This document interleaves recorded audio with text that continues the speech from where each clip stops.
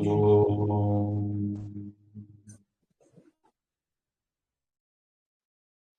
வசுதேவசுதம் தேவம் கம்சசாணூரமர்தனம் தேவகீ பரமானந்தம் கிருஷ்ணம் வந்தே ஜகத்குரும் மூகம் கரோதி வாசாலம் பங்குன் லங்கயதே கிரிம் யத்கிருபாதமஹம் வந்தே பரமானந்த மாதவம். ஹரி ஓம்.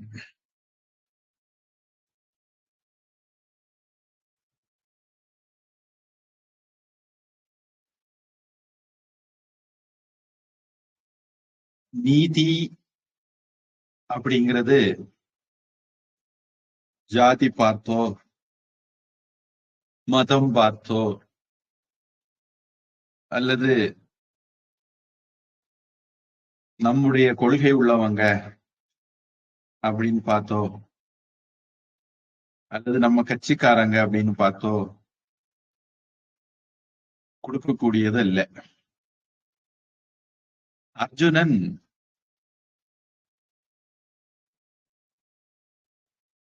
நடுவு நிலைமை தவறி சொந்தக்காரங்க அப்படிங்கிறதுனால தன்னுடைய கடமையை செய்ய மாட்டேன் அப்படின்னு சொன்னான். ரெண்டு விஷயம் முக்கியம். ஒண்ணு, நடுவு நிலைமை தவறி, அப்புறம் தன்னுடைய கடமையை செய்ய தவறினான். இந்த பின்னணியில கிருஷ்ணன் அவன் பேசின பெரிய பெரிய வார்த்தைகளை எல்லாம் கேட்டுட்டு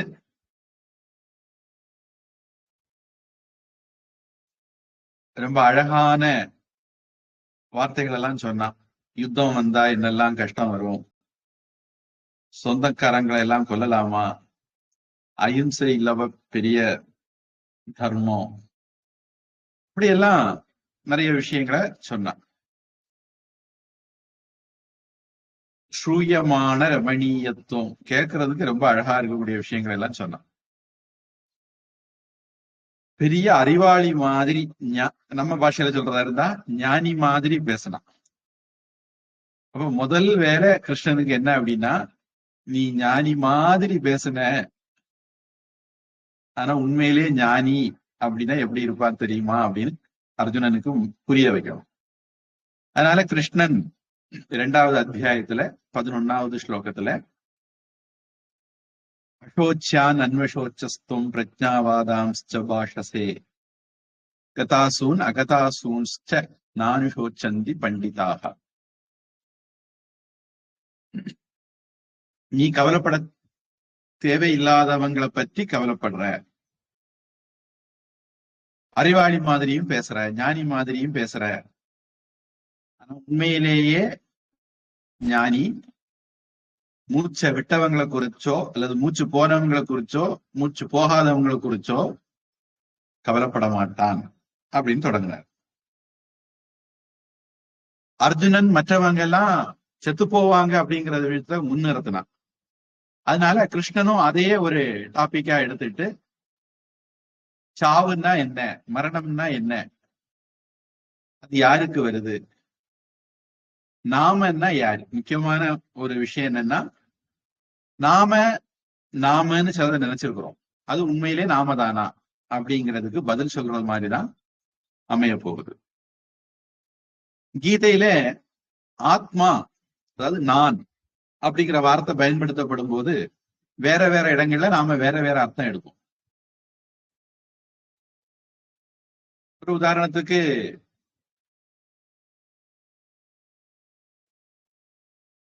சில இடங்கள்ல உடம்புன்னு எடுப்போம், சில இடங்கள்ல மனசுன்னு எடுப்போம், சில இடங்கள்ல புத்தின்னு எடுப்போம். இப்படி நாம வேற வேறையா எடுக்கிறத உண்டு. இப்ப சிலருக்கு தோணலாம், இது என்ன அவங்க சௌகரியத்துக்கு அர்த்தம் எடுக்கிறாங்க, ஒரு வார்த்தைக்கு ஒரு அர்த்தம் தானே இருக்கணும் அப்படின்னு நினைப்பாங்க. ஒரு வார்த்தைக்கு ஒரு அர்த்தம் தான் இருக்கணும் அப்படிங்கிற கட்டாயம் இல்லை. எல்லா பாஷையிலுமே ஒரு வார்த்தைக்கு பல அர்த்தம் இருக்கலாம், பல வார்த்தைகள் ஒரு அர்த்தத்தையும் குறிப்பிடலாம். பல பொருள் ஒரு மொழி, ஒரு பொருள் பல மொழி அப்படிங்கிறது தமிழ்ல சொல்லுவாங்க. இங்க நாம ஏன் மாத்தி மாத்தி அர்த்தம் எடுக்கிறோம் அப்படின்னா, நாம அப்படி இருக்கிறோம். சில சமயங்கள்ல எனக்கு பசிக்குது அப்படிங்கிறோம். அங்க நாம பிராணமய ஆத்மாவா மாறிடுறோம். எனக்கு கவலையா இருக்குங்கிறோம். அப்ப நாம மனோமய ஆத்மாவா மாறிடுறோம். எனக்கு தலைவலிக்குது அப்படிங்கிறோம். அப்ப நாம அன்னமய ஆத்மாவா மாறிடுறோம். நான் குண்டா இருக்கிறேன், நான் ஒல்லியா இருக்கிறேன், நான் உயரமா இருக்கிறேன், குள்ளமா இருக்கிறேன், இப்படியெல்லாம் நாம சொல்லும் போது நாம நம்முடைய உடலை சொல்றோம். நான் எவ்வளவு பெரிய அறிவாளி தெரியுமா அப்படின்னு சொல்லும் போது நம்முடைய புத்திசாலித்தனத்தை நான் எடுத்துக்கிறோம். இப்படி நாமளே நம்முடைய ஸ்டாண்ட மாத்திக்கிட்டே இருக்கிறோம். நம்ம அதை கவனிக்கிறது இல்லை. அப்ப நான் அப்படிங்கிறதுக்கு அர்த்தம் நம்மளை பொறுத்த வரைக்கும் வேற வேற நேரத்துல வேற வேற அர்த்தம். ரோட்ல போயிட்டு இருக்கிறோம், மழை காலம், பஸ் அல்லது கார் போகும்போது செளி வாரி அடிச்சிருது. சேரு நம்ம மேல துணியில பட்டவன என் மேல சேர் அடிச்சுட்டு போறான், செளிய வாரி அடிச்சுட்டு போறான், விளங்குவானா நல்லா இருப்பானா அப்படின்னு கல்யாண வீட்டுக்கு போற நேரம் அடிச்சாம அப்படித்தானே சொல்லுவோம். என் மேல பட்டது துணிக்க மேல, என் மேல சேர் அடிச்சுட்டு போறான். அதாவது வழக்கமா இந்த விரல் நுனி வரைக்கும் நான் நினைச்சா கூட கொஞ்சம் மன்னிச்சுக்கிடலாம். இப்ப நம்ம விரல் நுனியை தாண்டி நம்ம துணியை நாம நினைக்கிறோம். பொதுவா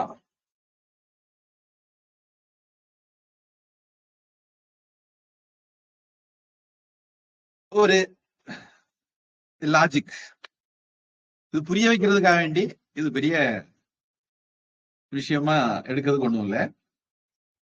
பொதுவா நாம இது என்னுடைய பெண் அப்படின்னு சொல்றோம். அப்படி சொல்லும் போது இந்த பெண்ணு வேற, நான் வேற இல்லையா?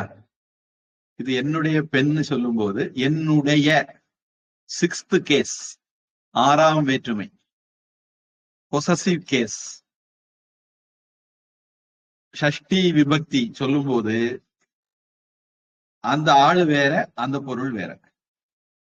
ராமனுடைய வில், என்னுடைய சட்டை, என்னுடைய கண்ணாடி, இத மாதிரி நாம சொல்லும் போது நான் வேற, என்னுடைய பொருள் வேற. என்னுடைய புஸ்தகம்,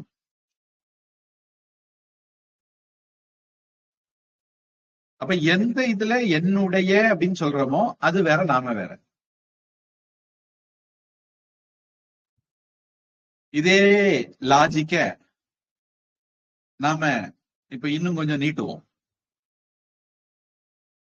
என்னுடைய கை, அப்ப நானும் என் கையும் ஒன்னா வேறையா? என்னுடைய உடம்பு, நானும் என்னுடைய உடம்பும் ஒன்னா வேறையா? என்னுடைய கண், என்னுடைய காது, என்னுடைய மனசு, என்னுடைய அறிவு, புத்தி, என்னுடைய பசி, என்னுடைய கவலை, இதெல்லாம் சொல்லும் போது அது வேற, நாம வேற. சில சமயங்கள நாம அந்த மாதிரியும் பேசுறோம். அப்போ நான் யார் உண்மையிலேயே?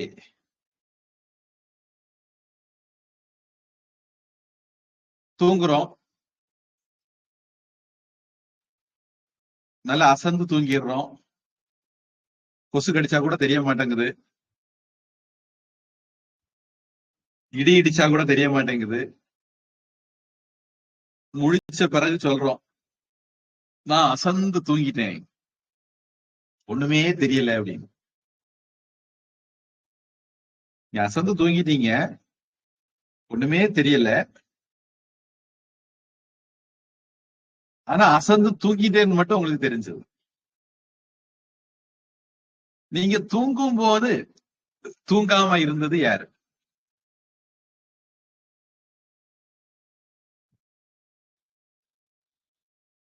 அப்படி ஒரு ஆள் இருக்கார். அந்த ஆளை கண்டுபிடிக்கணும். அதுதான் உண்மையான நான். அப்போ ஒரு முக்கியமான வேலை நம்ம செய்ய வேண்டியிருக்கு. நான் யார் அப்படின்னு கண்டுபிடிக்கிறது.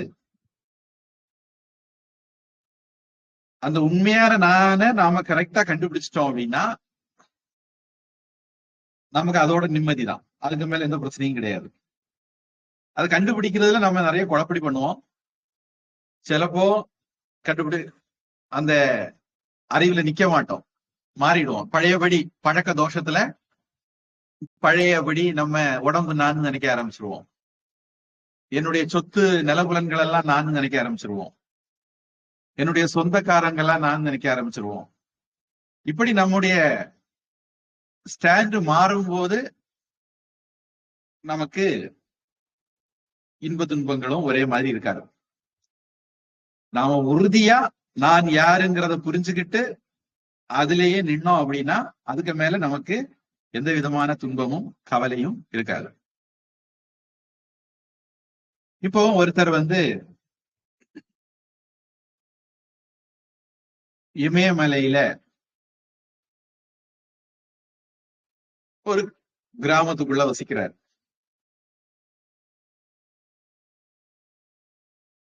நீங்க அவர்கிட்ட சொல்றீங்க, நான் காந்தாரா சினிமா பார்த்தேன், ரொம்ப நல்லா இருந்தது அப்படின்னு.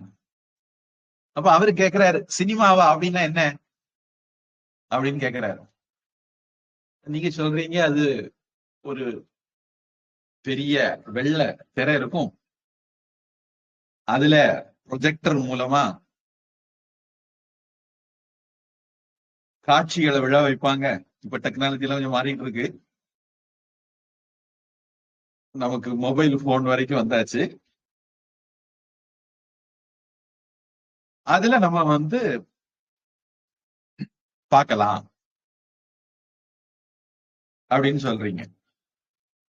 அந்த ஆளுக்கு ஒரே ஆசை, எனக்கு காட்டித்தாங்களேன், எனக்கு ஒரு சினிமா காட்டித்தாங்களேன் அப்படின்னு. இப்ப நீங்க அவரை உங்க ஊருக்கு கூட்டிட்டு வர்றீங்க. கூட்டிட்டு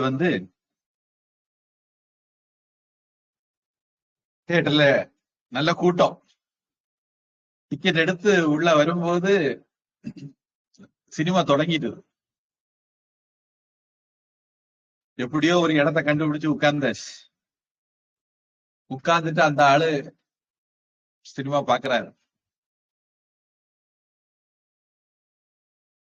அவரு கேக்குறாரு, நீங்க ஏதோ வெள்ள திரையெல்லாம் இருக்குன்னு சொன்னீங்களே, அங்க மரம் செடி கொடி மனுஷங்க இதெல்லாம் தானே தெரியுது, வெள்ள திரையை காணலையே அப்படிங்கிறாரு. அப்ப நீங்க சொல்றீங்க, இல்ல வெள்ள திரையில தான் அதெல்லாம் தெரியுது அப்படின்னு. ஏமாத்தாதீங்க, வெள்ளத்திரை எங்க தெரியுது, மனுஷங்க தெரியுறாங்க, மரஞ்செடி கொடி எல்லாம் தெரியுது, வெள்ளத்திரை எங்க தெரியுது அப்படின்னு. இல்ல வெள்ளத்திரையில தான் இதெல்லாம் தெரியுது அப்படிங்கிற. அவர் நம்ப தயாரா இல்லை. ஏன்னா அவரு கண்ணு முன்ன பாக்குறாரு, வெள்ளத்தில தெரியல. அவருக்கு தெரிஞ்சாலும் அவங்க ஒத்துக்க போறாரு, அவருக்கு தெரியலையே வெள்ளத்திரை. அப்ப நீங்க சொல்றீங்க, கொஞ்சம் பொறு, இடையில இடவில விடுவாங்க, இடவில விடும்போது லைட் எல்லாம் ஆஃப் பண்ணிடுவாங்க, அப்போ உனக்கு காட்டு தரேன் அப்படின்னு சொல்றீங்க. அது மாதிரி இடைவேளை விட்டாங்க, லைட் எல்லாம் அந்த ப்ரொஜெக்டர் லைட் எல்லாம் அணைச்சிட்டு சினிமா தியேட்டர் லைட் எல்லாம் போட்டாங்க. போட்ட உடனே பார்த்தா வெள்ளத்திரை, பிரம்மாண்டமான வெள்ளத்திரை தெரியும். ஆமா, இவ்வளவு நேரம் இந்த வெள்ளத்திரையில தான் எல்லாம் தெரிஞ்சிருக்குது அப்படின்னு அவருக்கு அப்பந்தான் ஞானம் வருது.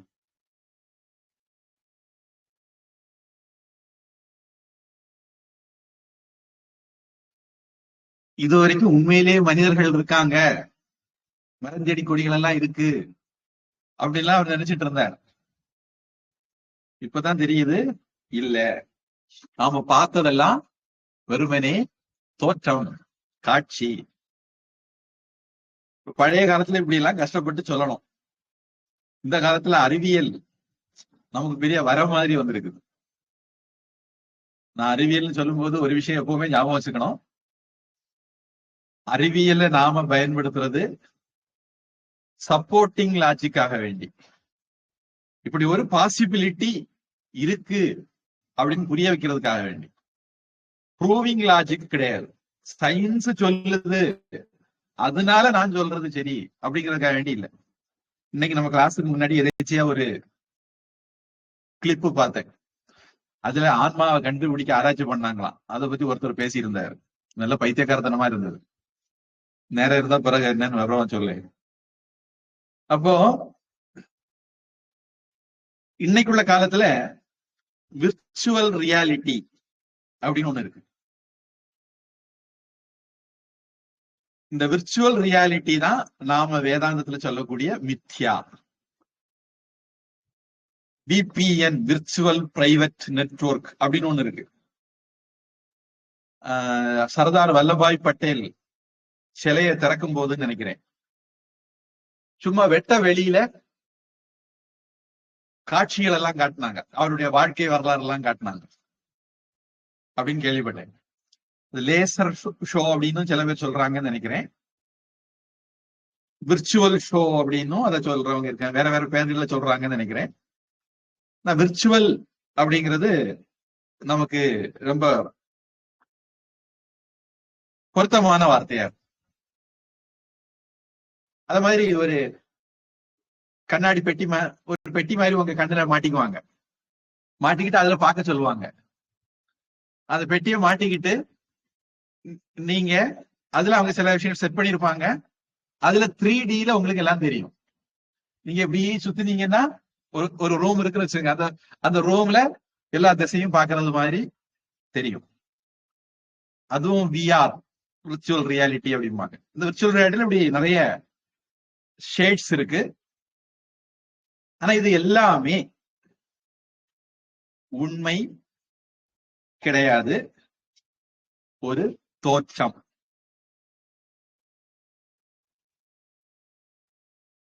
நாம பாக்குற இந்த உலகமும் அத மாதிரி ஒரு தோற்றம். ஆனா நாம கனவு காணும் போது அந்த கனவுல பாக்குறதெல்லாம் உண்மைன்னு நாம நம்புறோம். கட்டில்ல படுத்திருந்தது ஆளு, சிங்கம் கடிக்க வந்தது, இந்த ஆளு ஓடிச்சு சிங்கத்துல இருந்து தப்பிக்கிறதுக்கு. ஓடும் போது கட்டில இருந்து உருண்டு கீழே விழுந்து தலையில அடியும் பட்டது. அப்பதான் தெரிஞ்சது, ஓஹோ இது கனவாக்கும், உண்மையிலே சிங்கமும் விரட்டல ஒண்ணும் விரட்டல அப்படின்னு. பொதுவா நாம என்ன நினைக்கிறோம் அப்படின்னா, இந்த உலகம் உண்மை, இதுல நம்ம பாக்குறதெல்லாம் உண்மை, சொப்பனத்துல காண்றது கனவுல காண்றதுதான் பொய். ஒரு ஆசாமி, ஒரு பாவம் பஞ்ச பராரி தூக்கிட்டு இருந்தானா. அவன் பொண்டாட்டி வந்து, எழுப்பு எழுப்பு, காலைல வயலுக்கு உழதுக்கு போகலையா, எழுப்பு அப்படின்ட்டு எழுப்பி விட்டாங்களாம். அவன் அதெல்லாம் எழுந்து உட்கார்ந்து ரொம்ப கவலையில இருந்தானா. பொண்டாட்டி கேட்டாங்களா, என்ன பாவி மனுஷா, காலையில வேலைக்கு போகணும், வயலுக்கு போ, அடுத்த வேலையை பாரு, எதுக்கு உட்கார்ந்து கப்பல் கவுந்த மாதிரி உட்கார்ந்து இருக்கா அப்படின்னு. அப்ப அவன் சொன்னானா, இல்ல இவ்வளவு நேரம் நான் ஒரு ராஜாவா இருந்தேன், ஒரு பெரிய அரண்மனையில இருந்தேன், அது உண்மையா இது உண்மையா அப்படின்னு சந்தேகம் வந்துட்டுது அப்படின்னாரா. நம்ம நிறைய பேரு ஒரு அடம் பிடிக்கிறோம், இதுதான் உண்மை அப்படின்னு. அந்த அடம் எத்தனைக்கு உண்மை அப்படிங்கிறதா கேள்விக்குறி. குவாண்டம் பிசிக்ஸ் எல்லாம் வந்து நம்ம நினைப்புல குழப்புல மண்ணள்ளி போட்டுட்டு இருக்கு.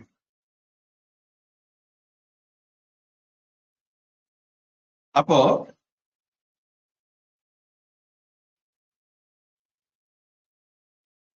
நான் அப்படின்னு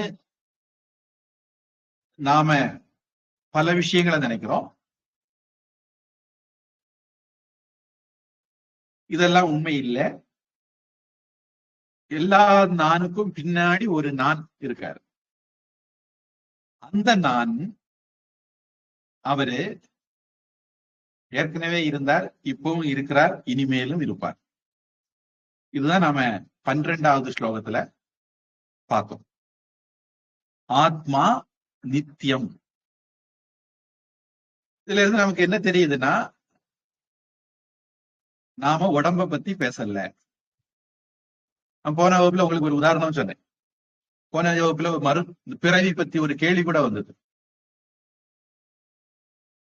இப்ப நான் உங்களை பொறுத்த வரைக்கும் 20வது தடவை பிறந்திருக்கேன்.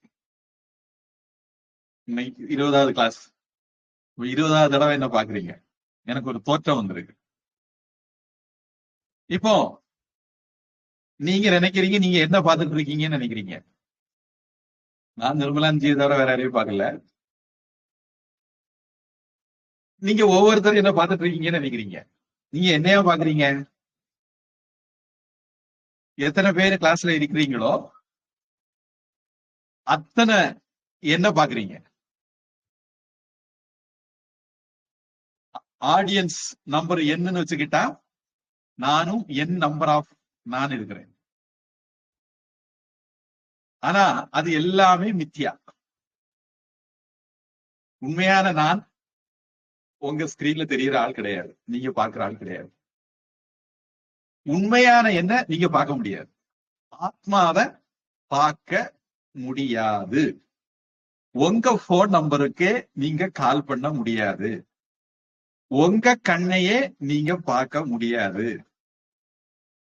ஒரு ஆப்ஜெக்ட தான் பார்க்க முடியும், சப்ஜெக்ட பார்க்க முடியாது. பார்க்கிறவன் தான் சப்ஜெக்ட். அதனால நீங்க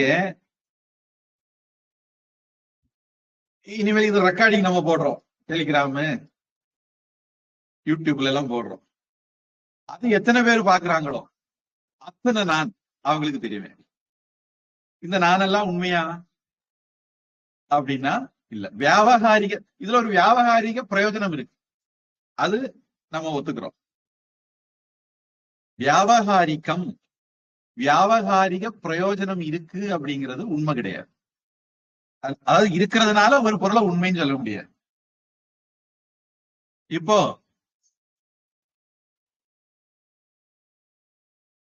இது ஒரு பானை அப்படின்னு வச்சுக்குவோம். இந்த பானை உண்மையா பொய்யா? பொதுவா இந்த மாதிரி கிளாஸ் எல்லாம் நேருக்கு நேர் எடுத்தா தான் எடுபடும். நான் இருந்தாலும் முயற்சி பண்றேன். இப்ப இது பானை அப்படின்னு எப்படி சொல்றீங்க?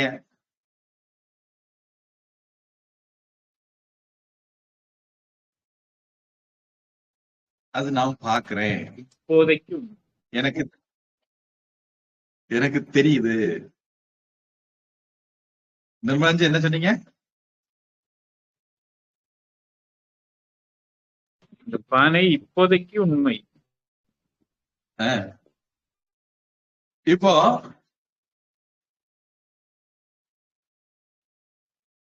இது ஒரு பானை.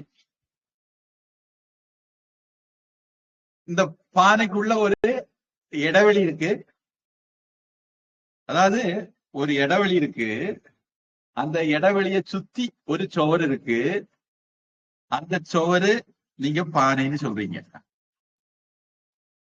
அப்படி ஒரு விளக்கம் சொன்னா அது தப்புன்னு சொல்ல மாட்டீங்க இல்லையா? அடுத்தது இன்னும் ஒரு பானை. இப்போ நமக்கு சம்ஸ்கிருதத்துல அல்லது வேணாடு திருவிதாங்கூர் ராஜ்யத்துல எல்லாம் 3 இருந்தா தான் பன்மை. கொங்கு நாட்டுல எல்லாம் 2 இருந்தாலே பன்மை. 2 வெத்தலை, 2 வாழைப்பழம், 2 திரி, 2 பாக்கு, இப்படி எல்லாம் வைப்பாங்க. நம்ம வேணாடு, நான் திருவிதாங்கூர் ராஜ்யத்துல அப்படி இல்லை. 3 பழம், 3 வெத்தலை, 3 பாக்கு அப்படி வைப்பாங்க. 3ன்னா சமஸ்கிருதத்திலயும் 3ன்னா பன்மை, தமிழ்ல 2 நாளே பன்மைதான். இது 3 நான் ஏன் வச்சிருக்கிறேன் அப்படின்னா நிறைய அப்படிங்கிற அர்த்தத்துக்காக. இப்ப என் கையில எத்தனை, இந்த இடையில இருக்கிற இடைவெளிக்க வெளின்னு தமிழ்ல சொல்லலாம், ஆகாசம்னு சொல்லலாம். எத்தனை பானை ஆகாசம் இருக்கு அப்படின்னு கேட்டா என்ன பதில் சொல்லுவீங்க?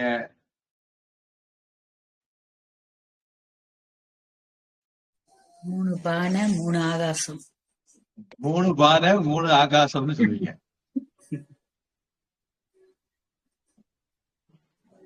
நான் சொல்லுவேன் 4 பானை 4 ஆகாசம் இருக்கு.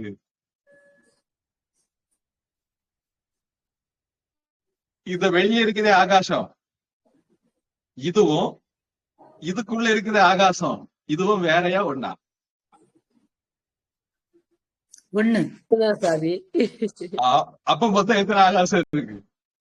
ஒண்ணு. ஆமா, ஆத்மாவும் ஒண்ணுதான். ஆத்மாவும் ஒண்ணுதான். நாம இந்த பானைய ஸ்டாண்ட் பாயிண்ட்ல இருந்து பார்த்தா 3 பானை இருக்கு, 3 ஆகாசம் இருக்கு அப்படின்னு சொல்றோம். ஆகாசம் ஸ்டாண்ட் பாயிண்ட்ல இருந்து பார்த்தா இருப்பதெல்லாம் ஒருவரே, ஈஷாவாஸ்யம் இதம் சர்வம், இருக்கிறது ஒண்ணுதான், ஒரே ஆகாசம் தான் அப்படின்னு நாம் சொல்றோம். சரி, இந்த பானைனா என்ன? நான் யார்? இந்த பானைய கண்டுபிடிக்க போகுது நான் யார். இந்த பானைனா என்ன? இது மண்ணால ஆயிருக்கு. இந்த மண்ணு இந்த பானைக்கு உள்ள இருக்கா, வெளியே இருக்கா, மேல இருக்கா? சொல்ல முடியாது. பானை ஒரு வடிவம்.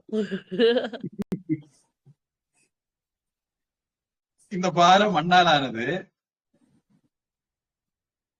இந்த மண்பானை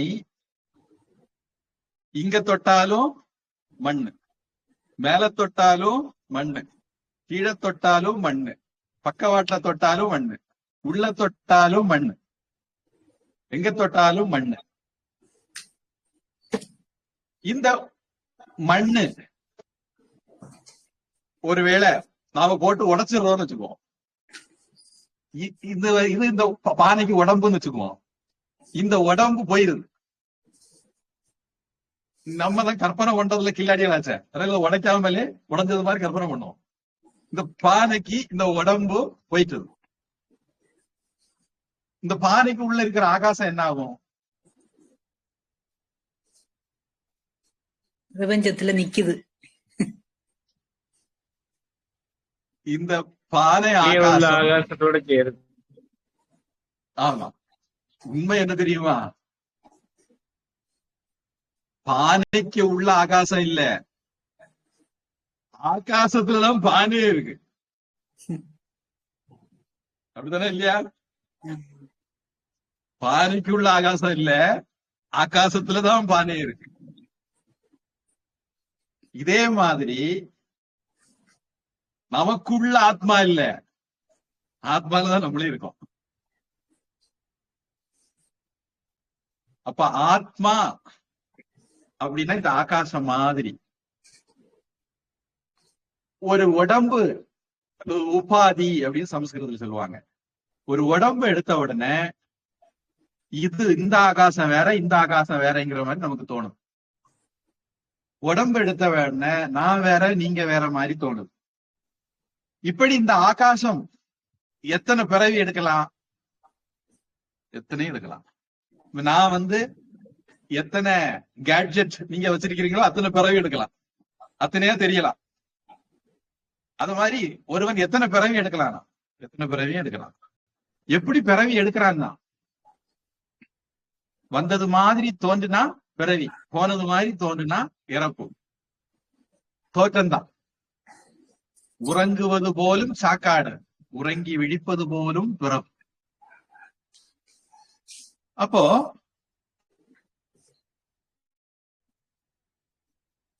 கிருஷ்ணன் இங்க நான் இதுக்கு முன்னாடி இல்லாம இருந்தேன் என்பது இல்லை. இந்த பானை தான் கிருஷ்ணன் வச்சுக்குவோம். இந்த மண்ணு சொல்லுது நான் இதுக்கு முன்னாடி இல்லாமல் இருந்தேன் என்பது இல்லை, இப்ப இல்லாமல் இருக்கிறேன் என்பது இல்லை. இத போட்டு உடைச்ச பிறகும் நான் இல்லாமல் போவேன் என்பதும் இல்லை. அப்படி சொன்னா சரியா இருக்குமா தப்பா இருக்குமா? பானை ஆகிறதுக்கு முன்னாடியும் மண்ணு மண்ணாதான் இருந்தது, பானையான பிறகு மண்ணு மண்ணாதான் இருக்கு. பானை வடிவம் போனாலும் மண்ணு மண்ணாதான் இருக்கும். பேரு வடிவம் தான் வருது போகுது, மண்ணு வரல போகல, பேரு வடிவம் வருது போகுது. நம்ம பேரு வடிவம் வர்றத போகிறத இறப்பு பிறப்புன்னு சொல்றோம். சத்திய வஸ்து உண்மையிலே என்ன இருக்குதோ அது வரவும் இல்லை போகவும் இல்லை. இதுல இன்னும் நிறைய நுட்பங்கள் எல்லாம் உண்டு. இப்போ பானையில மண்ணை பாக்குறது அப்படிங்கிறது ஒரு விதம், கயிற்றுல பாம்பை பாக்குறது அப்படிங்கிறது இன்னொரு விதம். இல்ல நீங்க வேற வேற கேள்வி கேட்டீங்கன்னா நான் வேற வேற உதாரணம் சொல்லுவேன், உங்களை ஏமாத்திடுவேன், குழம்பிடுவேன். அப்படி இல்ல, குழம்புனாதான் தெரியும், நமக்கு புரிய வைக்கிறதுக்கு அந்த மாதிரி வேலையெல்லாம் செய்ய வேண்டியது. அப்போ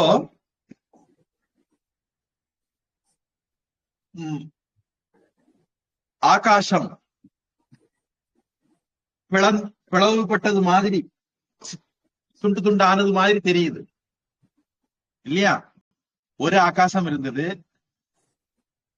அது மகா ஆகாசம் வச்சுக்கிட்டா ஒரு மகா ஆத்மா இருந்தது, அது இப்போ சின்ன சின்ன ஆத்மாவா மாறிடுது.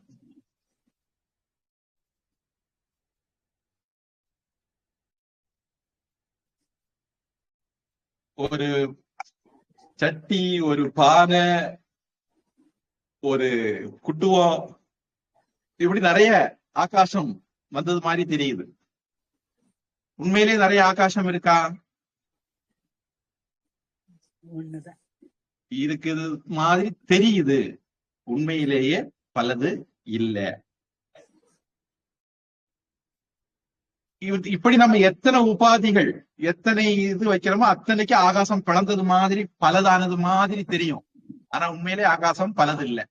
அதனால நீங்க நான் அப்படிங்கறதெல்லாம் உடலால தெரியக்கூடிய வேறுபாடுகள், உண்மையான வேறுபாடுகள் கிடையாது.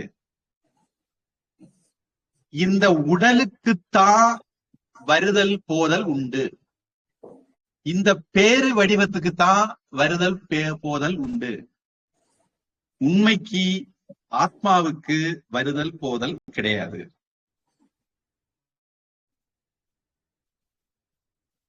ஒரு ஸ்லோகம் வாக்கிய சுதா அல்லது திருஷ்ய விவேகம் அப்படிங்கிற நூல்ல இருந்து வித்யாரண்ய சுவாமி எழுதினது.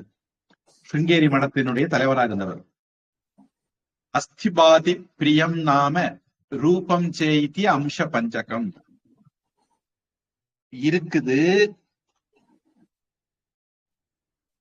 இப்ப இது பானைன்னு நீங்க சொன்னீங்க, எப்படி சொன்னீங்க? பானைன்னு சொல்லி வச்சிருக்காங்க நமக்கு. ஆமா, அது தெரிஞ்சது சொன்னீங்க இல்லையா? எப்படி தெரிஞ்சது? இருக்குது, அதனால தெரிஞ்சது. இருக்கிறதுனால தெரிஞ்சது, தெரிஞ்சதுனால சொன்னீங்க.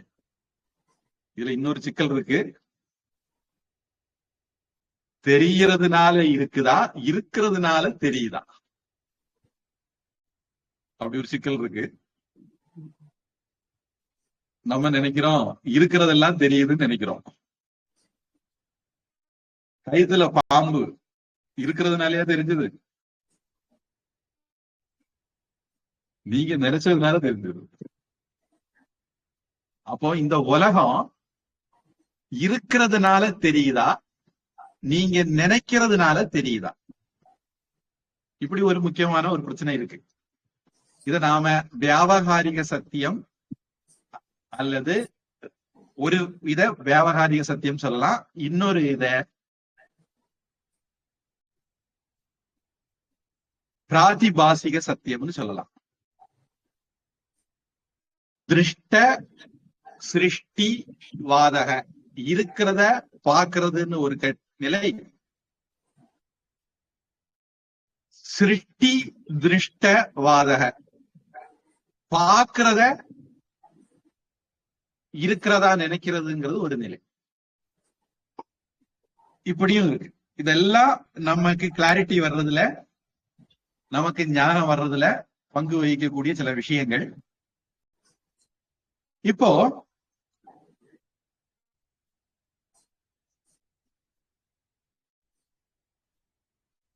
ஒரு பானை, கிருஷ்ணன் பானை, நான் இதுக்கு முன்னாடி இல்லாமல் இருந்ததில்லை, இப்போ இல்லாமல் இருந்ததில்லை, இனிமேல் இல்லாமல் இருந்ததில்லை. அதுபோல நீயும் இதுக்கு முன்னால் இல்லாமல் இருந்ததில்லை, இனிமேல் இல்லாமல் போவாய் என்பதும் இல்லை அப்படின்னு சொல்லுது. அடுத்தது மற்ற ராஜாக்களும் அவர்களும் இல்லாமல் போவார்கள் என்பதில்லை, இதுக்கு முன்னாடி இல்லாமல் இருந்தார்கள் என்பதில்லை, இனி இல்லாமல் இப்பவும் இருக்கிறார்கள். இதுதான் இந்த ஸ்லோகத்துல கிருஷ்ணன் சொல்ல வர்றது. இப்போ நாம இதுல இருந்து புரிஞ்சுக்க வேண்டிய விஷயங்கள் இன்னும் நிறைய இருக்கு. இதுல புரிஞ்சுக்க வேண்டிய விஷயங்கள், ஒண்ணு ஆத்மா அப்படின்னு ஒண்ணு இருக்கு. அது நாம கற்பனை பண்றது கிடையாது. இந்த இடத்துல நான் கொஞ்சம் முன்னாடி பார்த்த அந்த கிளிப்பிங் பத்தி சொல்லலாம்னு நினைக்கிறேன். ஆத்மாவை பத்தி ஆராய்ச்சி பண்ணாங்களேன்னு கேள்விப்பட்டேன்னு சொன்னேன். அதுல சொல்லுவாங்க, ஒரு முட்டா பையன், அந்த முட்டா பையன் சயின்டிஸ்ட் நீங்க எல்லாம் சொல்லுவீங்க, நான் முட்டா பையன் சொல்றேன். ஆத்மாவு உடம்ப விட்டு ஆத்மா பிரிஞ்சா கண்டுபிடிக்கிறக்காண்டி உடம்ப வெயிட் போட்டாராம். செத்த பிறகு உடம்ப வெயிட் போட்டாராம். 21.3 கிராம் வித்தியாசம் இருந்ததாம். அதனால ஆத்மாவுக்கு வெயிட் 21.3 கிராம் கண்டுபிடிச்சாராம். முதல்ல இந்த முட்டா பயில்கள் எல்லாம் முதல்ல படிக்க வேண்டியது வேதாந்தம், பகவத்கீதை. பகவத்கீதை ஆத்மானா என்னன்னு சொல்லுது, வேதாந்தம் ஆத்மானா என்னன்னு சொல்லுது, அதை பார்க்க முடியும்னு சொல்லுதா, அதை கேட்க முடியும்னு சொல்லுதா, அதுக்கு வெயிட் இருக்குன்னு சொல்லுதா, அதுக்கு லைட் இருக்குன்னு சொல்லுதா? நிறைய ஆராய்ச்சி நடக்குது. அது ஒரு லைட்டு போறதை கண்டனாங்க, ட்ரில்லியன் கேமரால படம் பிடிச்சோம், ஒரு லைட்டு போச்சு. சில இடங்கள்ல நம்ம சாஸ்திரத்துல அந்த மாதிரி எல்லாம் சொல்லி வச்சிருக்கு. ஆனா அதுக்கு நாங்க அத்வைத வேதாந்திகள் சரியா அர்த்தம் எடுத்துக்கிடுவோம். சில பேர் லைட் எழுதி வச்ச பார்த்து லைட் நினைச்சுக்கிட்டு ஏமாந்து போற கோஷ்டிகள் இருக்காது. வேற கதை. என்ன கட்டோபனிஷத்துல ஒரு உபனிஷத்துல சொல்லியிருக்கு, அங்குஷ்ட மாத்திரக புருஷக, ஆத்மா இதயத்துல இருக்கலாம், கட்ட விரல் அளவுல இருக்கான், ஒரு பச்சை லைட்டா இருக்கான். அதுல பச்சை லைட்னு சொல்லியிருக்கான்னு எனக்கு தெரியல, நான் வேற யாரும் அப்படி பச்சை லைட்னு சொல்லி நான் கேள்விப்பட்டதுன்னு சொன்னேன். இன்னொரு இடத்துல ஆத்மா ஜோதி ரூபக அப்படின்னு சொல்லி இருக்கு. உடனே நம்ம ஆளு வீட்டுல 5 வாட்டு பல்பு போட்டிருக்கோம், 100 வாட்டு பல்பு போட்டிருக்கோம். சூரியன் கோடி வாட்டு பல்பு இருக்கு, அதை விட பெரிய வாட்டு பல்பு தான் ஆத்மா அப்படின்னு சொல்ல ஆசாமி நினைச்சுக்கிறாங்க. இதுக்கு எல்லாத்துக்கும் வேற அர்த்தம் உண்டு. ஆத்மா லைட்டுன்னு சொல்லக்கூடியது, அது அந்த லைட்டுன்னு சொல்லக்கூடிய வார்த்தைக்கு அர்த்தம் கிடையாது. அதனால இதுக்கான சரியான அர்த்தங்களையும் நாம கொஞ்சம் கொஞ்சமா பார்ப்போம். எப்படியானாலும் ஆத்மாவுக்கு வெயிட் உண்டுன்னு நாம சொல்லல, ஆத்மாங்கிறது ஒரு பொருள் அப்படின்னு நாம சொல்லல, ஆத்மா ஆப்ஜெக்ட் ஆட்டு பார்க்க முடியும் அப்படின்னு நாம சொல்லல. சப்ஜெக்டிவ் ஆப்ஜெக்டிவ் ரெண்டு விதமான பார்வை இருக்கு. ஆப்ஜெக்டிவா நாம உலகத்தை பார்த்தா ஒன்றும் பிரச்சனை இல்லை, சப்ஜெக்டிவா பார்த்தா பிரச்சனை. சப்ஜெக்டிவா பாக்குறத பிராதிபாசிகம் சொல்றோம், ஆப்ஜெக்டிவா பாக்குறத வியாவகாரிகம் சொல்றோம். இந்த ரெண்டுலயுமே பாக்குறவன் அப்படிங்கிற ஆளை பத்தி தான் நம்ம பேசுறோம்.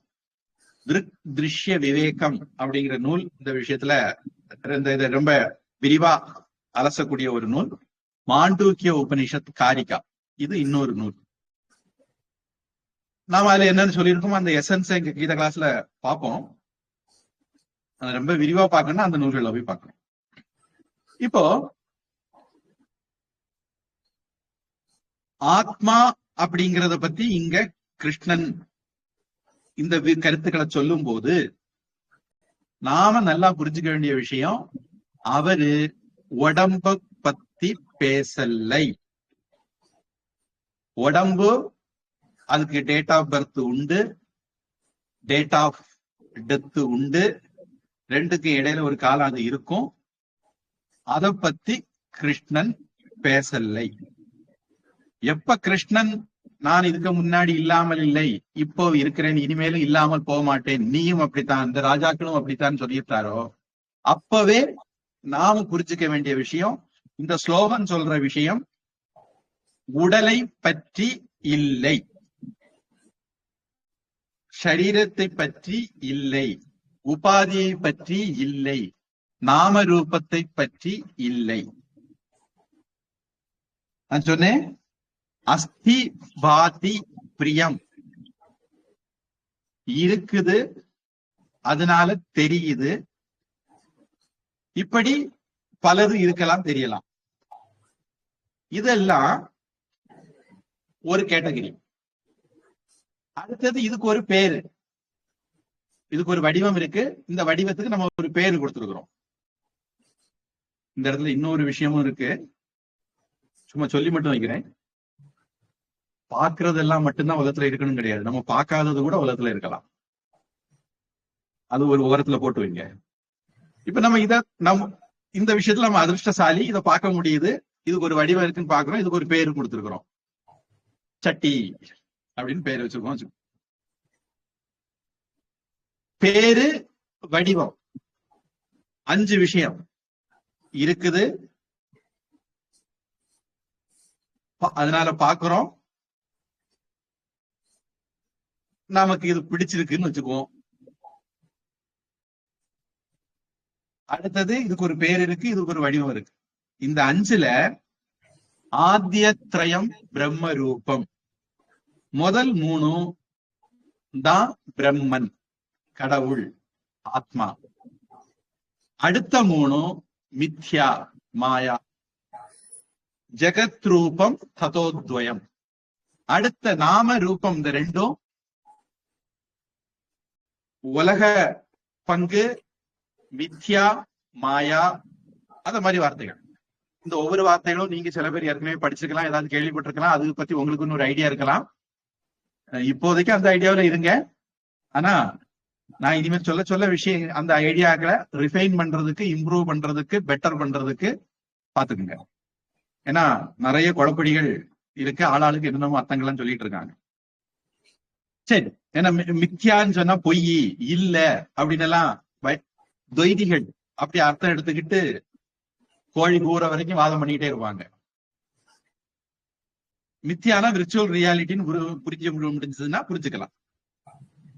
அதாவது விர்ச்சுவல் ரியாலிட்டி பத்தி தெரிஞ்சவங்களுக்கு வேண்டி அந்த உதாரணத்தை சொல்றேன். நான் வேற வேற உதாரணம் எனக்கு தோன்றன்னு சொல்லிக்கிட்டே இருப்பேன். இதுல ஏதோ ஒரு உதாரணம் யாரோ ஒரு ஆளுக்கு ரிலேட் பண்ண முடியும், புரிஞ்சுக்க முடியுங்கிறதுனால நான் வேற வேற உதாரணங்கள் சொல்றேன். இப்போ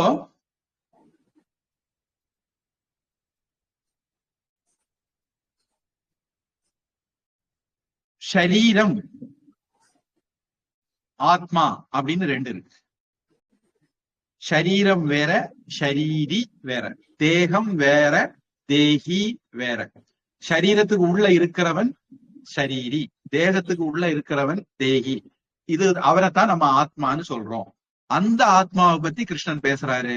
சரீரத்தை பத்தி, தேகத்தை பத்தி அவரு பேசல, நாம ரூபத்தை பத்தி அவரு பேசல. இது ஒரு விஷயம் இப்பவே நாம தெளிவாக்கிக்குவோம் இந்த ஸ்லோகத்திலே. இப்போ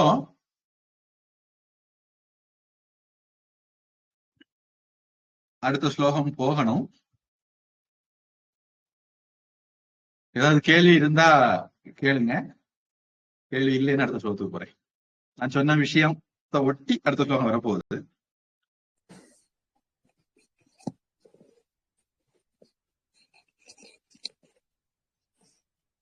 பதுக்க தின்றால் பனியும் திங்கலாமாங்க, ஏதோ கொஞ்சம் சொல்லியிருக்கேன். இன்னொரு விஷயம் சொல்லிடுறேன்.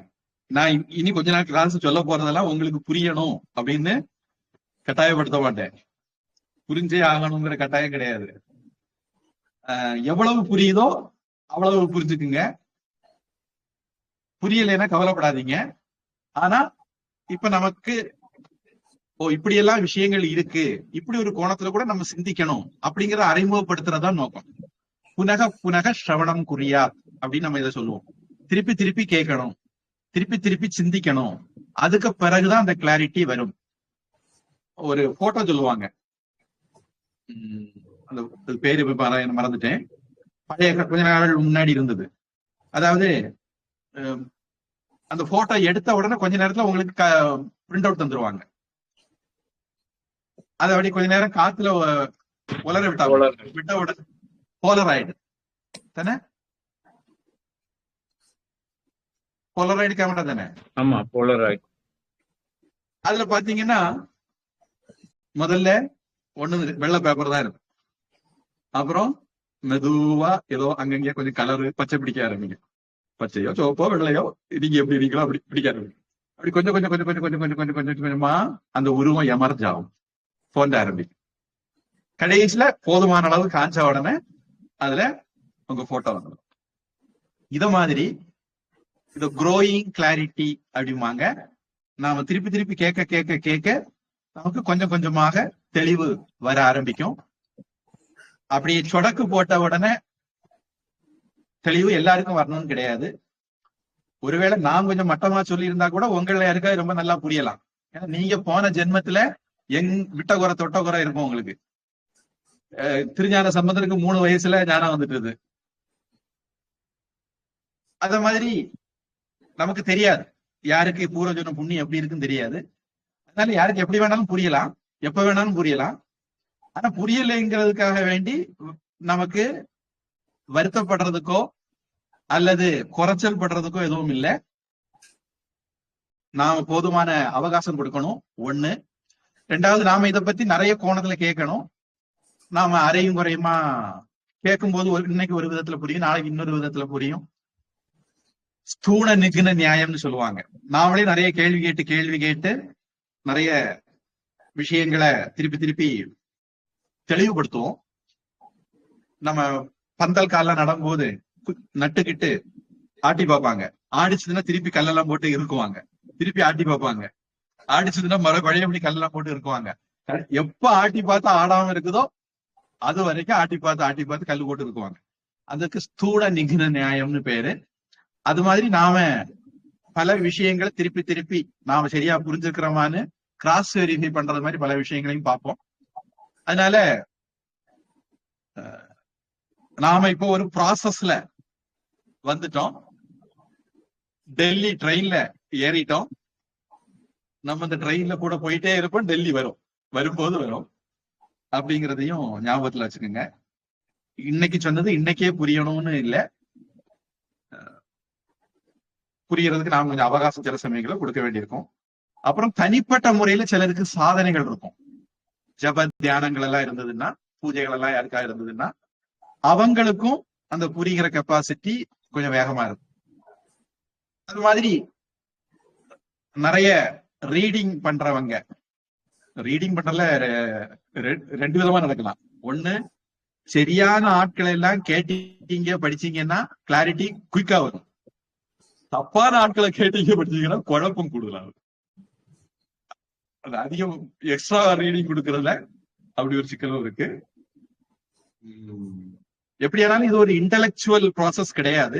இன்டெலெக்ட் இதுக்கு தேவை, ஆனா இது வெறுமனே இன்டெலெக்சுவல் ப்ராசஸ் கிடையாது. நீங்க யாருன்னு உணர்றதுதான் கடைசியில நடக்க வேண்டிய விஷயம். இப்போ ஏதாவது கேள்வி இருக்குன்னா கேட்கலாம்.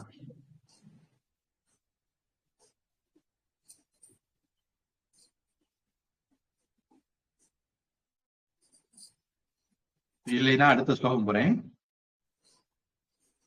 தேஹினோஸ்மின் யதா தேஹே கௌமாரை யௌவனஞ்சரா ததா தேகாந்தர பிராப்திஹி தீரஸ்தத்ர ந முஹ்யதி. இப்போ கிருஷ்ணன்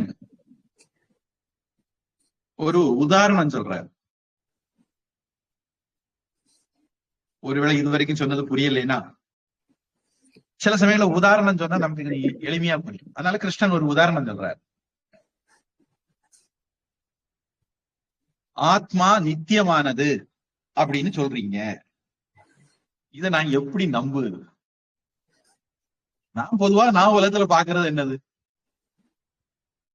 யாராரோ வந்தாங்க, யாராரோ போனாங்க. என் கண்ணு முன்னாடி, அதாவது இவ்வளவு நாளும் யூதர்கள் ஹமாஸ்காரங்களை கொண்டுட்டு இருந்தாங்க. இப்போ ஹமாஸ்காரங்க முஸ்லீம்களை கொண்டுட்டு இருக்காங்க, பாலஸ்தீனியர்களை கொண்டுட்டு இருக்காங்க. இப்ப நேரத்திலேருந்து தொடங்கியிருக்காங்களா?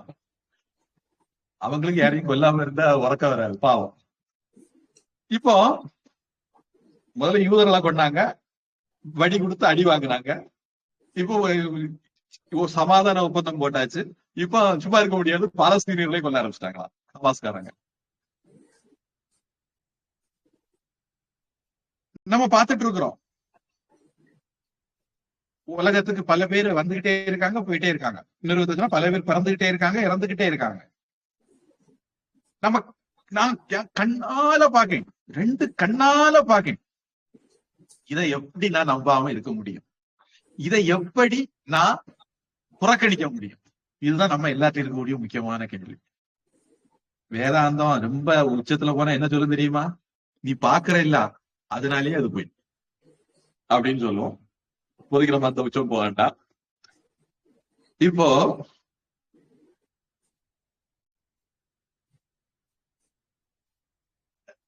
சின்ன குழந்தையா இருந்தீங்க, ஒருவேளை உங்க சின்ன குழந்தை போட்டோ எல்லாம் தந்தா, கொஞ்சம் சின்ன குழந்தைகள் போட்டோ எல்லாம் போட்டு, இல்ல நீ எந்த குழந்தை கண்டுபிடிச்சேன்னு நம்மள 90% பேர் கண்டுபிடிக்க மாட்டோம்னு நினைக்கிறேன். 100% ஒரு கண்டுபிடிக்காதான் இருக்கும். அடுத்தது, நாள் ஒரு மேனியும் பொழுது ஒரு வண்ணமா வளர்றோம். வளர்ந்து குழந்தையாகிறோம், இளைஞனாகிறோம், முதுமை ஆகிறோம். இப்போ சின்ன குழந்தையா இருக்கும் போதும் நான் தான் சொன்னோம். இளைஞனா இருக்கும் போதும் நான் தான் சொன்னோம். வயசான பிறகும் நான் தான் சொல்றோம். அதுல மாற்றம் இல்லையே. நேத்தைக்கு இருந்த நாம இன்னைக்கு இல்ல. ஒருவேளை அறிவியல் பூர்வமா நம்ம உடம்புல எப்பவுமே செல்கள் இறந்துட்டு இருக்கு, பிறந்துட்டு இருக்கு. நமக்கு பார்க்க படிச்சுன்னு தெரியாததுனால நாம என்ன நினைக்கிறோம், நாம அப்படியே இருக்கிறோம்னு நினைக்கிறோம். அதனால நாம ஒரு 2 வயசு போட்டோ எடுக்கணும், ஒரு 5 வயசு போட்டோ எடுக்கணும், ஒரு 15 வயசு போட்டோ எடுக்கணும், ஒரு 30 வயசு போட்டோ எடுக்கணும், ஒரு 50 வயசு போட்டோ எடுக்கணும். இப்படி ஒவ்வொரு போட்டோயும் வச்சு ஒத்து பார்த்தா தெரியும், ஆஹா மலைக்கும் மடுவுக்குள்ள வித்தியாசம் எல்லாம் இருக்கு, அம்மாவாசைக்கும் அப்துல் காதருக்கும் சம்பந்தம் இல்லைங்கிற மாதிரி ஒரு சம்பந்தம் இல்லாமல்லாம் இருக்கு அப்படின்னு நமக்கு தோணும். கிருஷ்ணர் சொல்றாரு, இந்த உடம்புல பால பருவம், இளமை பருவம், முதுமை பருவம் ஒரே ஆளுக்கு, அதான் முக்கியம், அதை மறந்துடக்கூடாது. ஒரே ஆளுக்கு இந்த வேற வேற பருவங்கள் வந்து போகுது. நாம யாராவது சின்ன பிள்ளை செத்து போய் இளைஞன் வந்துட்டான், இளைஞன் செத்து போய் முதியவன் வந்துட்டான் அப்படின்னு சொல்றோமா? அல்லது 1 வயசு செத்து போய் 2வது வயசு வந்தது, 2வது வயசு செத்து போய் 3வது வயசு வந்தது அப்படி சொல்றோமா? இல்ல.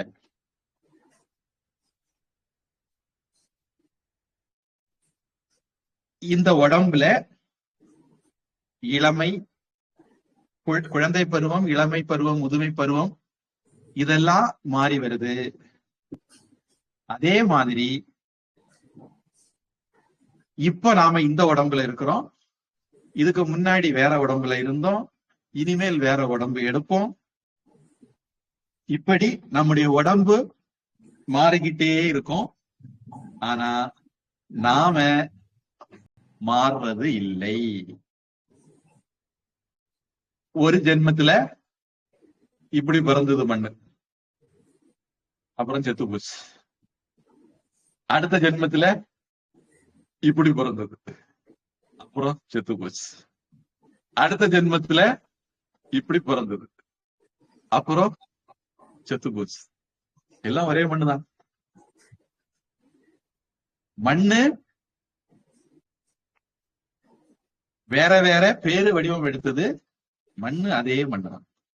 அத மாதிரி ஒரே ஆத்மாதான் வேற வேற உடம்பு எடுக்குது. எப்படி வேற வேற பருவங்கள் வருதோ ஒரே ஆத்மாவுக்கு, அது மாதிரி ஒரே ஆத்மாவுக்கு தான் வேற வேற உடலும் வருது. அதனால அறிவாளி சாவை பத்தி கவலைப்படுவானா? அர்ஜுனா, நீ உண்மையாவே அறிவாளிதானா அப்படின்னு கிருஷ்ணர் கேட்கிறாரு. போன செய்யுள்ளையும் சாவு அப்படிங்கிறது ஆத்மாவுக்கு கிடையாதுன்னாரு. அதனால அறிவாளி சாவை பத்தி கவலைப்பட மாட்டான் அப்படிங்கறத சொல்ல வந்தார். இங்கேயும் பாக்குறதுக்கு பிறந்து இறக்குறது மாதிரி இருக்குதே அப்படின்னா அதுவும் உண்மையிலே பிறந்து இறக்குறது இல்லை. Changes of stages, changes of bodies. உடல் மாறுது, ஸ்டேஜ் மாறுது, அவ்வளவுதானே தவிர உண்மையிலேயே சத்தியம் மாறல்ல, அதனுடைய பேசிக்கு மாறல்ல, உண்மை பொருள் ஆதார பொருள் மாறல்ல அப்படிங்கிறத இந்த ஸ்லோகத்துல பகவான் சொல்றாரு. தமிழ்ல ஒரு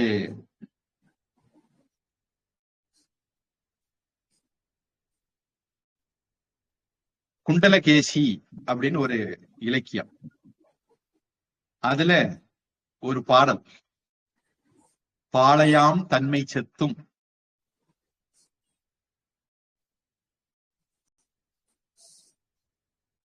பாலனாம் தன்மை செத்தும் காளையாம் தன்மை செத்தும் காமுறும் இளமை செத்தும் மீளும் இவ்வியல்பும் இன்னே மேல் வரும் மூப்புமாகி நாளும் நாள் சாகின்றோமால் நமக்கு நாம் அழாததென்னே, அழாதது என்னோ. நியாயமா நம்ம அழுறதா இருந்தா, செத்துறதுக்கு சாகிறதுக்காக வேண்டி அழுறதா இருந்தா நீ ஆயுசு முழுக்க அழதாண்டா வேணும். ஏன் பாளையா இருக்கும்போது செத்த? அது ஒரு தமிழ் இலக்கியத்துல அல்லது பாரத கலாச்சாரத்துல ஒரு மனிதனுடைய வாழ்க்கைய வளர்ச்சிய ஸ்டேஜ் பை ஸ்டேஜா பிரிச்சிருக்காங்க. 1 வயசுல இருந்து 7 வயசு வரை பாலன் அப்படின்னு சொல்லலாம். 8 வயசுல இருந்து 10 வயசு வரை மீளி அப்படின்னு சொல்லலாம். 11 வயசுல இருந்து 14 வயசு வரை மறவோன். 15 வயசுல திறவோன். 16 வயசுல காளை. அவன் காளைன்னு சொன்னா அவன் 16 வயசுன்னு அர்த்தம். 17 வயசுல இருந்து 30 வயசு வரை வெடலை. நம்ம வெடலை பருவங்கிற வார்த்தை நம்ம பயன்படுத்துறோம், ஆனா அதுக்கு வயசு ரேஞ்சு 17 இருந்து 30. அடுத்தது முதுமகன், 30 இருந்து 33, அல்லது எபோவ் 30ன்னு வச்சுக்கோ. எதுக்கு கஷ்டப்படணும்? 30க்கு மேல முதுமகன். 30 வயசு ஆனாலே கிழவன் லிஸ்ட் முடிச்சிருந்தாங்கப்பா. இதே மாதிரி பெண்களுக்கு கூட, இது ஆண்களுக்கு சொன்னேன், பெண்களுக்கு கூட தமிழ் இலக்கியத்துல இருக்கு, அதாவது பாரத பாரம்பரியத்துல இருக்கு. சில முட்டாப்பாயில தமிழ் இலக்கியத்துல மட்டும் இருக்கு, தமிழ்ல தான் இருக்குன்னு சொல்லுவாங்க. அப்படி நான் சொல்ல முடியாது. பாரத நாடு பண்பாட்டுல எல்லா வட இந்தியால இருந்து தென்னிந்தியா வரை எல்லா இடமும் இருக்கு. பேதை 5 வயசுல இருந்து 8 வயசு வரை உள்ள பெண்ணுக்கு பேதைன்னு பேரு. 9 வயசு 10 வயசு இதுக்கு பெதும்பை அப்படின்னு பேரு. 11 வயசுல இருந்து 14 வயசு வரை மங்கை அப்படின்னு பேரு. 15 வயசுல இருந்து 18 வயசு வரை மடந்தை அப்படின்னு பேரு. 19 வயசுல இருந்து 24 வயசு வரை அறிவை அப்படின்னு பேரு. 25 வயசுல இருந்து 29 வயசு வரை தெரிவை அப்படின்னு பெயர். 30 வயசும் அதுக்கு மேலையும் பேரிளம் பெண். கிழவின்னு சொன்னா மனசு சங்கடப்படுவாங்க பெண்கள்ங்கிறதுனால பேரிளம் பெண்ணு சொல்லிட்டாங்க நினைக்கிறேன். இப்படி நமக்கு வாழ்க்கையில பல நிலைகள் இருக்கு. இதத்தான் குண்டலகேசி சொல்லுது. பாளையாம் தன்மை செத்தும், பாலனாம் தன்மை செத்தும், காளையாம் தன்மை செத்தும், காமுறும் இளமை செத்தும். இப்படி ஒவ்வொரு ஸ்டேஜும் செத்து செத்து செத்துத்தேன அடுத்தது வர. நீ சாகிறதுக்காக வேண்டி அழறதா இருந்தா தினசரி அழ வேண்டியது தானே அப்படின்னு கேள்வி கேட்குது. அப்ப நம்ம கிட்ட ரெட்ட தாப்பு இருக்கு, டபுள் ஸ்டாண்டர்ட் இருக்குன்னு தெரியும். நம்ம கிட்ட இருக்கக்கூடிய டபுள் ஸ்டாண்டர்ட பத்தி நீங்க யோசிச்சுக்கிட்டு வாங்க. அடுத்த வகுப்புல நாம மறுபடி சந்திப்போம். பிரார்த்தனை சொல்லிடலாம் நினைக்கிறதா கேள்வி இருக்கா? இல்ல சுவாமி. சமஜி, சமி சொன்னீங்க இல்லையா, அந்த பானையோட எடுத்துக்காட்டு, பானைக்கு உள்ள இருக்கிற ஆகாசம், வெளியே இருக்கிற ஆகாசம். அப்ப நம்ம அந்த ஆகாசத்தை பற்றி சொல்லும் போது எவ்வளவு பானை உருவானாலும் ஆகாசம் பெருகிறதும் இல்லை, எவ்வளவு பானை அழிஞ்சாலும் ஆகாசம் குறைகிறதும் இல்லை அப்படின்னு கூட சொல்லலாம் இல்லையா? அதுல தப்பு இல்லையே? அதுல நம்ம புரிஞ்சுக்க வேண்டிய சிக்னிபிகன்ஸ்ல அதுவும் ஒண்ணு. அதுக்கு நாம இப்படி ஒரு உதாரணம் கூட சொல்லுவோம். திருவுலகு பூஜை நடத்துறவங்களுக்கு எல்லாம் ரொம்ப தெரிஞ்சது பூர்ணமதம் பூர்ணமிதம்னு ஒரு மந்திரம் உண்டு. அந்த மந்திரம் இந்த விஷயத்துல ஒரு அருமையான மந்திரம். விளக்கு பூஜையில தாய் விளக்குல இருந்து விளக்கு ஏத்துவாங்க, மற்ற விளக்கெல்லாம் ஏத்துவாங்க. இப்படி விளக்கு ஏத்துறதுனால தாய் விளக்குல உள்ள விளக்கு குறையுமா? குறையாது. சரி, புது விளக்குல ஏதாவது சின்ன விளக்கு அதுல குறை உண்டா? அதுலயும் குறைவில்லை. தாய் விளக்குல என்ன சுடர் தீபம் இருக்கோ அதே தீபம் அதே இதுதான் மற்ற விளக்குலயும் இருக்கும். பூர்ணமத மந்திரமும் அதைத்தான் சொல்லுது. பூர்ணமதக, தாய் விளக்கும் பூர்ணமா தான் இருக்கு. பூர்ணமிதம், நாம கொளுத்துற விளக்கும் பூர்ணமா தான் இருக்கு. பூர்ணசிய பூர்ணமாதாய, அதுல இருந்து பூர்ணத்தை எடுத்தாலும், பூர்ணத்திலிருந்து பூர்ணத்தை எடுத்தாலும் பூர்ணமேவ அவசிஷியதே, பூர்ணம் அப்படியே தான் இருக்கு. அத ராஜாஜி, சக்கரவர்த்தி ராஜகோபாலாச்சாரியார் சொல்லக்கூடிய ராஜாஜி, அவர் அதை இப்படி கணக்கு ரீதியா சொல்ல முயற்சி பண்றார். ஒருவளுக்கு யாராவது கணக்கு புரியல் இருந்தா அவங்களுக்கு புரியுதுக்கான்னு சொல்றேன். இன்ஃபினிட்டி, விளக்கு பூஜை போறவங்களுக்கு திருவிளக்கு பூஜை எக்ஸாம்பிள். இன்ஃபினிட்டி இருக்கு, அவங்களுக்கு பூர்ணமத மந்திரம் எப்படி பூஜை அர்த்தம் சொல்றது? இன்ஃபினிட்டில இருந்து ஒரு இன்ஃபினிட்டி எடுங்க. இன்ஃபினிட்டில எவ்வளவு குறையும்? இன்ஃபினிட்டி இன்ஃபினிட்டியாவே இருக்கும். இந்த இன்ஃபினிட்டி அதுவும் இன்ஃபினிட்டியாவே இருக்கும், அதுலயும் குறைவு கூட இல்ல. இப்படி இன்ஃபினிட்டில இருந்து எத்தனை இன்ஃபினிட்டி எடுத்துக்கிட்டே இருந்தாலும் இன்ஃபினிட்டி இன்ஃபினிட்டியாவே இருக்கும். பூர்ணமத பூர்ணமிதம் பூர்ணாத் பூர்ணமுதச்யதே பூர்ணஸ்ய பூர்ணமாதாய பூர்ணமேவ அவசிஷ்யதே. நிறைவிலிருந்து நிறைவை எடுத்தேன், நிறைவிலிருந்து நிறைவு வந்தது, நிறைவிலிருந்து நிறைவை எடுத்த பிறகும் நிறைவேதான் எல்லா இடத்துலயும் நிறைஞ்சிருக்கு அப்படிங்கிறது அந்த மந்திரத்தினுடைய அற்புதமான அர்த்தம். ஆத்மா அப்படிங்கிறத புரிஞ்சுக்கிறதுல அந்த மந்திரம் ரொம்ப ஒரு முக்கியமான மந்திரமும் கூட. அதனால அந்த இதுல அந்த சிக்னிபிகன்ஸும் உண்டு. ஆகாசம் பத்தி சொல்லும் போது அந்த சிக்னிபிகன்ஸும் உண்டு. ரொம்ப முக்கியமான பாயிண்ட்.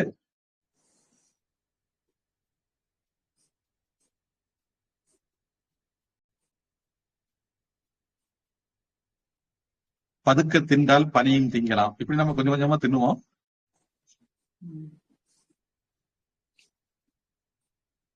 ஆனா ஆத்ம ஞானம் நான் யாரு நம்ம என்னைக்கு உணர்ந்துக்கிறோமோ அது நமக்கு அப்படி திடமாகுதோ அதுக்கப்புறம் இந்த உலகத்துல நம்மளை சுத்தி என்ன நடந்தாலும் சரி கவலையே இருக்காது. நாம யாராவது ஐயோ சின்ன பிள்ளை பருவம் போயிட்டுதே அப்படின்னு கவலைப்படுறோமா? இளமை பருவம் போயிட்டுதேன்னு கவலைப்படுறோமா? இல்ல. அதெல்லாம் நம்ம பார்ட் ஆஃப் லைஃப் அப்படின்னு எடுத்தாச்சு. இந்த ஆட்டிடியூடு நமக்கு எல்லா விஷயத்திலையும் வரும். என்ன நடந்தாலும் சரி, அதெல்லாம் வாழ்க்கையில ஒரு பாகம் அப்படிங்கிற பக்குவம் வரும். கீதை படிக்க படிக்க வேதாந்தம் உள்ள நுழைய இந்த பக்குவம் நமக்கு வரும். அந்த பக்குவம் தான் நம்ம வாழ்க்கைய புரட்டி போடும். அதுக்குத்தான் ஜீவன் முக்தியின் பேர். இந்த உடம்போட இந்த உலகத்துல வாழும் போதே நாம நிம்மதியா இருக்க முடியும். அதை கண்டுபிடிக்கிறது தான் நம்முடைய திறமை, முயற்சி. செத்த பிறகு சிவலோகம் போறானா வைகுண்டம் போறானா எவனுக்கு தெரியும்? நிறைய பேர் உங்களை செத்த பிறகு கூட்டிட்டு போறதை பத்தி ஏமாத்திட்டு இருப்பாங்க. வேதாந்தத்துல அந்த பித்தலாட்டம் கிடையாது. இங்கேயே இப்போதே.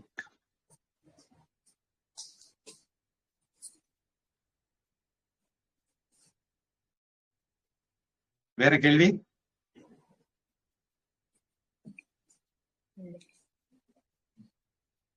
சரி, பிரார்த்தனை.